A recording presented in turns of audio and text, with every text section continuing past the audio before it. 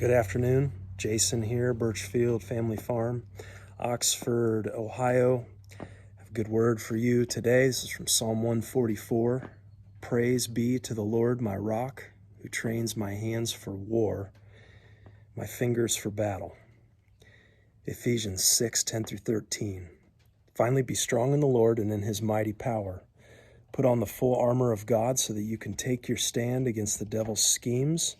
For our struggle is not against flesh and blood, but against the rulers, against the authorities, against the powers of this dark world, and against the spiritual forces of evil in the heavenly realms.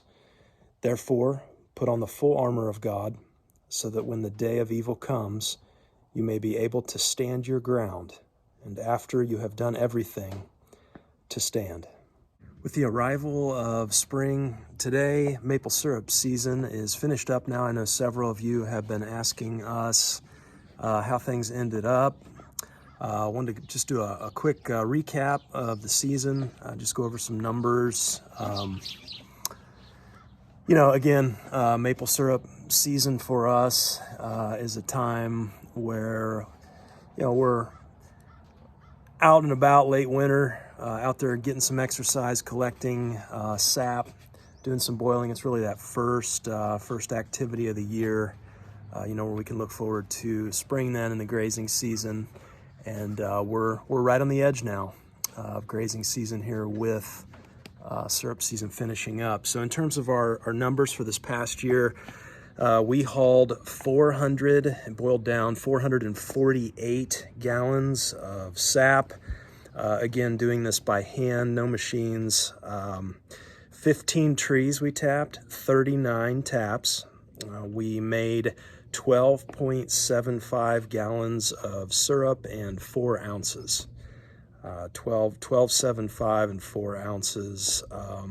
Ratio, I always like to look at our ratio, typically sap to syrup yields are around 40-1, they say. We've always been a little bit better than that here, and I think that's due to our larger sugar maple trees. You can tap, silver maples or even walnut trees, some of these other species, but to really yield syrup, sap and then syrup and have that high sugar maple is really the best. So 448 and 12.75 gallons of syrup. We had a ratio of 35.13 to 1. That's sap to syrup ratio. And so right around that 35 mark, I'm pretty happy with that. That's what we've seen in other years as well. We had a pretty wet, very wet winter, so whether the moisture, I'm sure the moisture has something to do with it, but our season went from February 16th this year to March 17th. We just pulled the taps. That's the latest we've ever gone by far, past mid-March, March 17th. And when we pulled the taps out, there was still a little bit dripping out of the tree. Just amazed me. We've had seasons where we've tapped, you started at the end of January and, it'd go maybe 3 weeks. But this was a 4-week season starting after Valentine's Day, which was pretty unusual, quite a bit later this year. Looking at our season, obviously, very happy with the outcome. This is the most syrup, the most sap we've collected, the most syrup we've produced. Looking at this from a small kind of homestead perspective, it's certainly,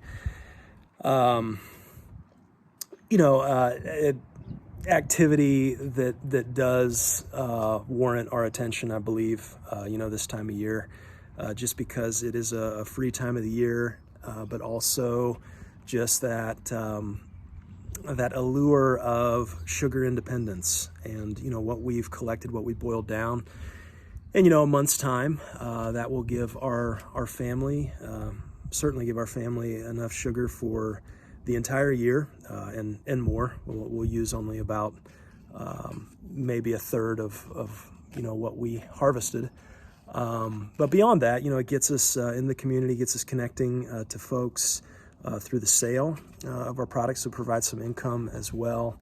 I think in terms of downsides, we were awfully tired after this season. That was just an awful lot of sap to haul. We're hauling that by hand from about a half mile back from from the woods. Some of it, some of it's up here around the house. 7 of those trees are up around the house, so that's a lot easier. But we did venture back into the woods, and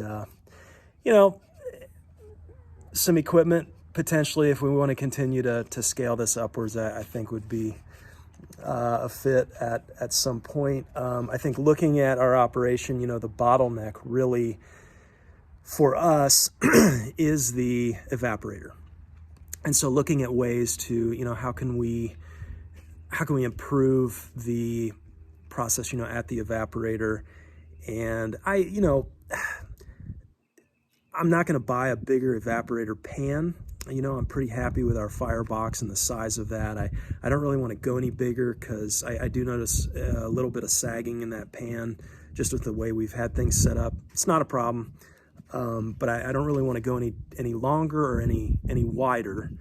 We go longer, the firebox is not going to draft, like we need it to. So, how do we improve that boil down process? How do we speed that up? I think, next year looking at a way to capture some additional heat from that flue pipe. We're using all wood, so, can we do a little better on our preheating? I think I'm going to focus in on that for next year.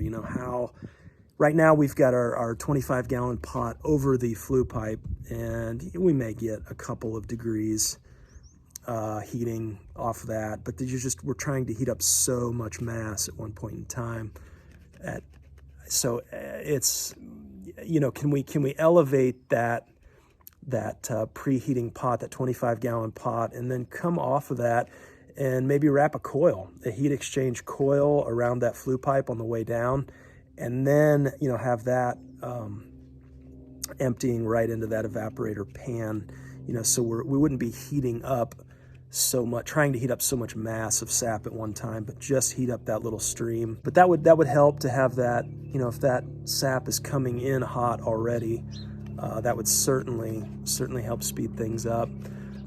Short of that, I would say it's adding another evaporator pan, and not quite sure I'm ready to do that. What we've got now, it's a pretty nice situation. 13 gallons of syrup in 3-4 week season. Sure, it's hard work, but we will enjoy the fruits of this harvest all year long. So, if you have any ideas on that heat exchanger or how to improve our setup, certainly leave them in the comments. Maybe you're a sugarer, maple sugaring, maybe you're into it. Leave us a comment. Tell us about your setup. I always enjoy connecting with other farms, especially if you're local. So great syrup season, and hopefully you learned something, and I know we certainly did, and we'll definitely be back with improvements for next year.